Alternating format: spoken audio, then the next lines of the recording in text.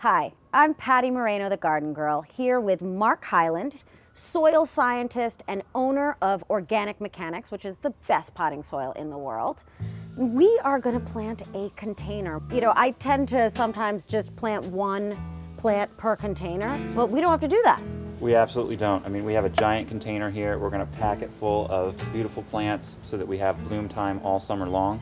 And we're going to mix it up. We're going to plant some veggies and herbs in with our ornamentals. All plants have the similar water liking conditions. That's important if you're going to have a moist or a drier container to kind of match those plants up. But the soil is the most important thing, I think, in container gardening, because the plant is just going to be living in this small space. The potting soil blend has compost, it has worm castings, it has coconut fiber, some pine bark, and a little bit of perlite. The compost and the worm castings and the coconut fiber are all going to help this container retain moisture better, so it goes longer in between waterings. Now we have a pretty big container here. Yeah, it's about a 18-20 inch container. We are going to take a planter insert and we're going to pop it into the container, and it is giving us about 3 inches of space on the bottom of the container. It's going to keep those roots really aerated, which is great. It's going to make sure that it's lighter. So right here, this Mexican sage, this is going to be the tallest one for us. So this is the one that's going to determine how high we're filling the potting soil inside. You can always just give it a quick test and drop it down in. And you want to match up those soil lines, the old soil line up top. We're going to leave a little lip for watering, but we can tell we're going to be able to add at least 3-4 inches to start.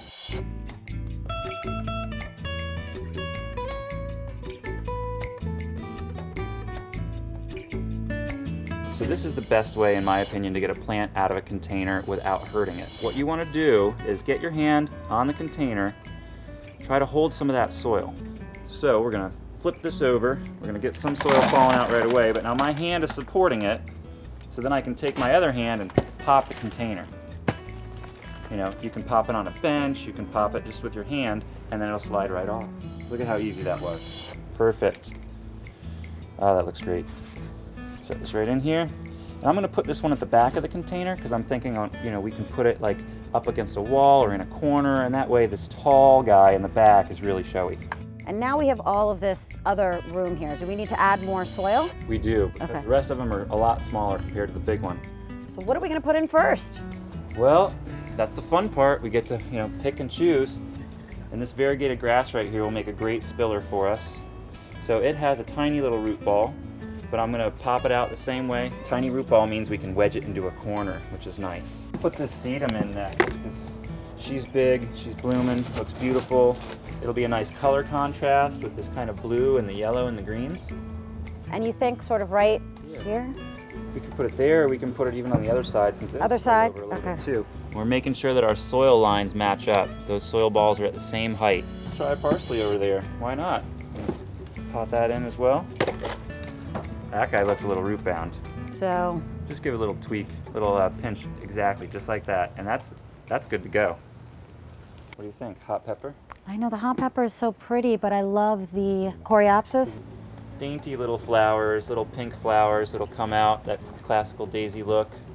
So yeah, that would spill out as well. That's so pretty. I actually like the turmeric.